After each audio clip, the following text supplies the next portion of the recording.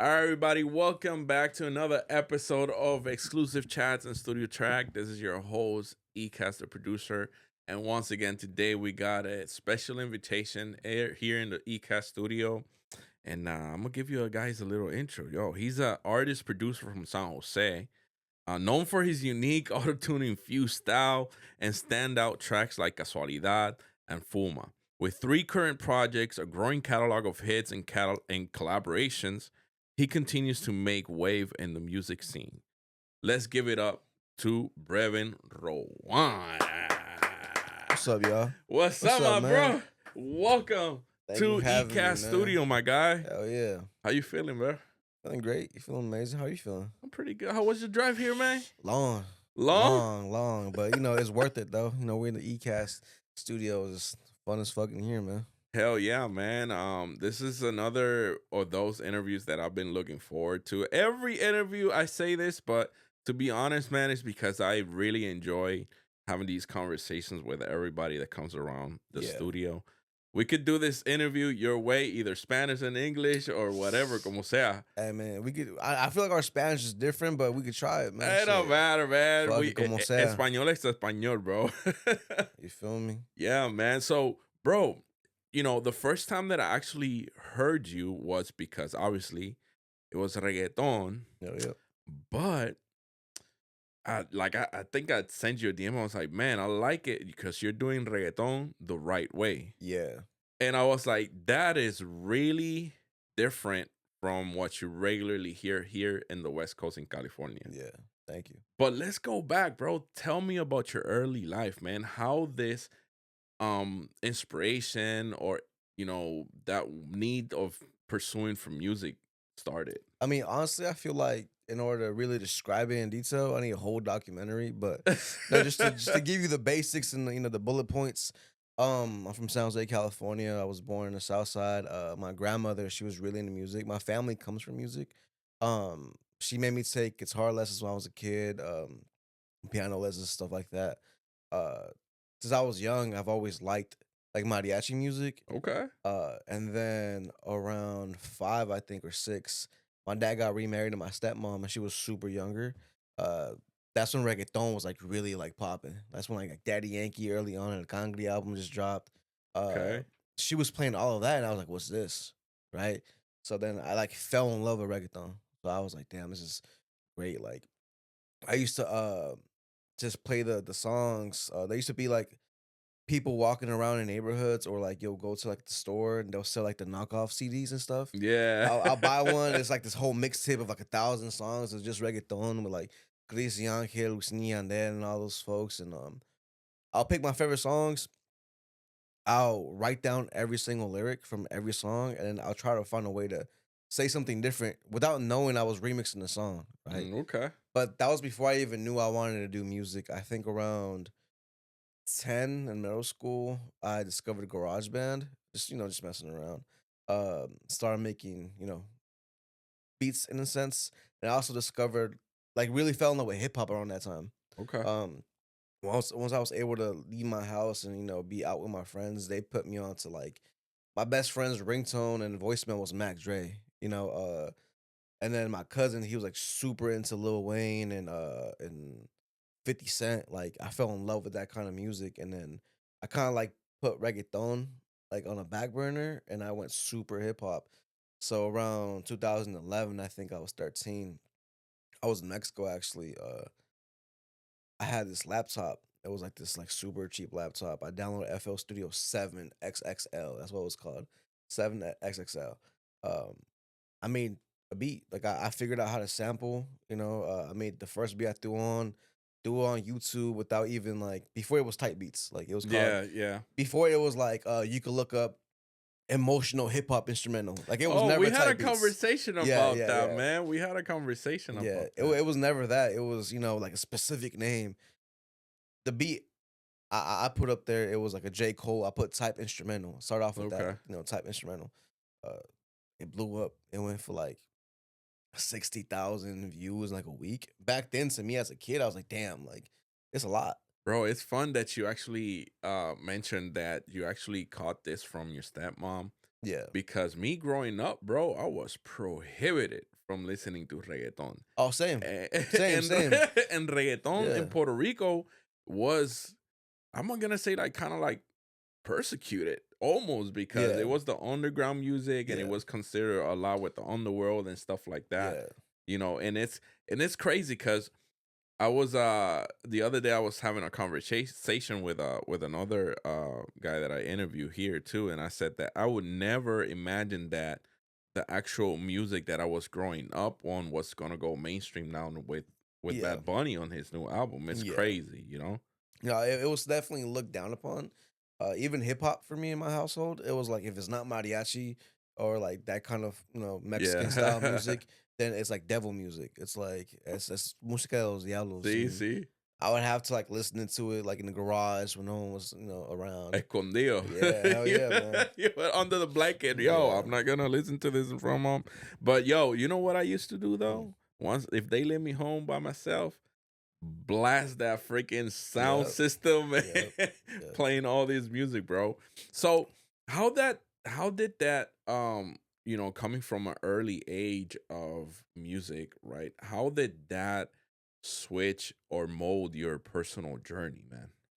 Um, I feel like early on for me, because I was in Mexico, just under my personal circumstances, we weren't like, how people go from here to Mexico vacation, they love it. We Mm, moved out there. mm, At one point we ran out of money. My dad came back over here, you know, like we were legally there and legally over here. But my dad just came over here because it was financially easier to leave us out there, and he mm. started working over here. But it was during like that time where like work wasn't really, working.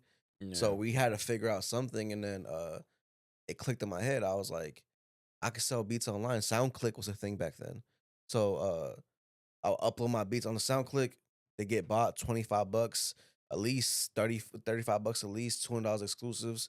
Um, Back then, you know, USA money, USD currency to peso was like a crazy conversion. So Yeah. like what really like switched it for me was like, okay, I could support my family at such a young age, Yeah. with this. Like I was paying for our rent out there. When Wow. it got really bad, it just flipped for me. I think I was like 15, 16 when that really like solidified everything for me. Man, at such a young age, how was that hustle to figure out how to actually push your music and sell it? Honestly, man, I feel like because of the position I was in, back then it wasn't oversaturated with producers left and right. Mm. Back then, even the YouTube algorithm was different. Like you could watch a music video, and next thing you know, you're watching a conspiracy video because of the suggestions. Yeah, The because algorithm was crazy what's back then, crazy. right? So I Yeah. think that really helped. Like I feel like I didn't really have to chase it. Yeah. Everything kind of just came around just normally. Like people were just asking for the beats, and then That's good. yeah, that's kind of what it was. I think I didn't really have to hustle anything until later on, like Yeah, with my personal that's music. good, man, because it's kind of hard, man, nowadays. Like every platform, right? Like, for example, TikTok, in my opinion, Yeah, if COVID would have not happened, I don't think TikTok probably would have blown as it did. yeah, But because everybody jumped in that wagon right away yeah, when it was like barely starting, yeah, they got a really good grip of the whole platform. yeah, And so happens with other platforms. It's like you got to really jump ahead and just stay consistent in that platform. yeah. That's Consistency is that's pretty definitely a cool. key. Like I was dropping beats like weekly, like every 2 days, right? And I feel like that actually was like the one thing I actually did that put the consistency behind it. Like, Yeah. brought me the algorithm and whatnot. That's cool, man. You're just putting the sauce out, bro. Yeah. So you talked a little bit about the hip hop inspiration and with Daddy Yankee and all these people. What are those that actually influence your music?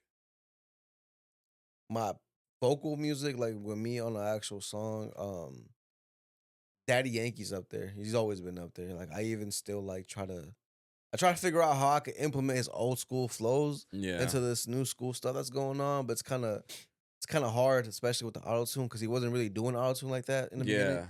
Yeah. Um, Don't Know Mad is definitely one of them. uh De La Ghetto. He's like super like he was like one of the main melodic ones. Uh with the reggaeton side, that's what inspires me the most. With rap and hip hop and R&B, I always have my top five, which is like uh Drake, Tory Lanez, 50 Cent, Wayne, uh, and that's Bro, I about it. still Yeah. remember when De La Ghetto came out with Arcángel en Sangre Nueva. This was shit. I was in high school Yeah. when this happened, and La Sensación del Bloque. And yeah. I mean, bro, that thing went wild, Yeah. wild. And I remember we had this guy in school that every time a CD, even before the CD dropped out, this dude was already selling Yeah. the knockoffs Yeah. of all this music, man, and he was making bucks for all this music, man. It's crazy. Yeah. How do you feel about this new era, bro, of streaming? Honestly, I feel like I've always felt like being an artist, because I became an official artist once streaming really hit. Mm, I didn't rap or anything like that until like 2016. Like I SoundCloud era, that's why I entered, right? mm, Um, but to compare it with before and now, I think now I've always looked at it like it's a lottery ticket, right? mm. Like the chance of you even getting the attention is kind of like a hit or miss. Like you can have the whole package, but if you're not one of them ones, all that work's not gonna do anything for you, Right, right, right? And now with streaming, that kind of just dilutes everything more because there's so many people doing it. And right. streaming is like I feel like there's other ways to get money from music now Yeah, than definitely, streaming. definitely. It's I think the one thing that a lot of artists forget is that royalties is not just the streaming. yeah. There's a branch of different type Hmm. of royalties. You got the Yeah. mechanical royalties, Hmm. all these other royalties. Right? When you sell a CD, that's a royalty. When you Yeah. sell your merch, that's a royalty. When you do a show, that's also a royalty. Yeah. That's why it's so important to get a little bit of understanding Yeah. behind the business side, Yeah. right? Because you could get fooled quick. Yeah. I learned that like super later on in my career. Also overseas royalties. Like there's royalties that aren't claimed that are in different countries that I didn't even know about. Like I was getting crazy streams from like Thailand, and I was like, "What the hell?" Like I don't buy views, so it Yeah. looked sus. And then I looked at my request, and it was like 2 3 like Thailand kids, and then they were just like, "Yo, like this one song that I have my boy all them like that's like my shit. Like I love that song." And then I looked at my insights and I talked to one of my partners, and I was like, "Yo, how come I'm not seeing any money from this? Like, DistroKid right wise, right?" And they're using like a different platform to listen to my music, so we had to figure out a back end way to get that money from there. And that's what a lot of people don't know is like overseas is even more money out there that Yeah. DistroKid or TuneCore doesn't collect for you. Right, right, right. I use usually Songtrust as a publishing, Yeah, and they do a pretty good job. I'm not gonna lie, yeah, but there's other stuff like Sound Exchange as well. yeah, The yeah. That's what I new use. Yeah. MLC as well. The Hmm. MLC, well, that's more for the United States, Hmm. but they're doing a really good job. So I mean, now that we're actually talking a little bit on that, everybody needs to be registered on Hmm. MLC and one of these collectors because if you really want to stretch the buck Yeah, and get every little cents that you can, bro, yeah. it counts. So you got to make sure you do your research on that Hell stuff, yeah, bro. man. Bro, tell me about one of those experiences, man, because I also know that you're a writer, bro. Yeah. Tell me what's the best experience have you had so far? Have you written for anybody or how any secret writing things So that you got going technically, on? I can't the official stuff I can't speak about No, for on the sure. mic. Off the camera we could talk about it. But as for as like even then, like working with like Warner and Atlantic and APG, I think the funnest sessions I've had, especially because 9 times out of 10 the artist isn't in the session with you. Like Mm, they would book me a session at the Warner studio right there in West Hollywood, or they'll send me over to APG on Sunset and Fairfax, but it's just you and the engineer. You're just cooking right. it. There's like no vibes, right? Mm, So to compare it, like it's way funner to write from the personal homies. Mm, Like my homegirl Vanessa Vendel, she's an amazing artist. Like she's really like one of those ones. Uh that's like I call it a dynamic duo between me and her when it comes to writing and producing and structuring the song together. yeah. We made a song called 1942, and it was like the simplest song when you hear it, but there's like so many different versions of it that I went through. But that process of writing it with her and producing it with her and mixing it with her, it, it was probably like the best process I've ever had. And now it's about to hit 1 million streams too. That's Yeah. crazy. I had the opportunity, shout out Danny V, who put us on here in the ECAST studio with Hell yeah. an acoustic session for Vanessa Vendel. And I was so impressed, bro. Her Hmm. her vocal skills, amazing. Yeah. Such a nice person as well. Bro, future's bright for her, for Hell yeah. real. Hell yeah. For real. Hell yeah. She got some stuff coming up. Man, It's I'm gonna go excited crazy. for Yeah. that. I'm Yeah. excited. Hopefully we can have her here soon too. Hell yeah, man. So, yo, Vanessa, if you're watching this, let me know. We Hell get yeah. it going. Hell yeah. Bro, what are some current projects that you got going on? Right now, I'm currently I have like a whole reggaeton album ready to go. What? Right. But I'm kind of just waiting on the right gut feeling because that's what I go Okay. for. I go based off my gut feeling. I don't go based off, what's hot or like how people who follow me are feeling. I go based off how I'm feeling. Because at the end of the Mm, day, I always tell artists this, like, what's your end goal? Whatever your end goal is, go based off of that. If mm. your end goal is to be like one of the most financially successful artists, then you have to listen to your algorithm, to your people, to your insights, Yeah, yeah. But if you just want to do the music aspect of it for the art, Right. and if it all comes with it, it all comes with it, go however you want to do things. Right. Obviously be smart about it, but that's how I'm playing it right now. But I'm thinking hopefully by spring. Okay. And then me, Vanessa, and Alden. You met Alden last Yeah. time. One of the All then too. sickest rappers of all time. We have a collective called Forever, right? It's Okay. called Forever Records. We had a project 2-3 years ago that really like solidified like our friendship, and it was a crazy project. And we're working on the second part of that. Oh So wow, that's cool. right now we're working on the second part. This time we're gonna feature artists like Danny V, Mr. Ville himself, What? if he guesses the verse. Um, I'm working on a few things for this year, man. They throwing rocks to the mirror. Yeah, it's a lot to work on for real. I'm not gonna lie. What he's gonna say? You gotta say something, Daddy. No. Bro, yo, there's something that you mentioned, you go off your guts, bro, because I just saw a little like reel Mm, about Bad Bunny talking about how he was feeling before releasing the album. yeah. And he was saying that even though, he's released so much music and he's already in the top 100s or whatever, Mhm. he always feels scared and anxious about releasing some new proposal, Oh yeah. especially if it's something that's gonna change it. It's not the norm Yeah. for the people who currently or usually listens to you. Yeah. But I think that by going with your gut also means that you're giving people what you love to do in reality, Yeah. and that's how they actually fall in love with what you're doing as well. Yeah. So that's really a good thing, to actually, look for. Oh yeah. Bro, we this is going fast because we gotta cook. We got a session We right got a after, my session boy. to We got cook. Bro, but this one is really close to my heart. what's This up? question, bro, and I do it because a lot of people have overseen it for far too long, Mhm. and I struggle with it, and a lot of people struggle with it, bro. How's your mental health today? How you feeling, man? It's better than before. Uh, I think I've been blessed with the opportunity and also with the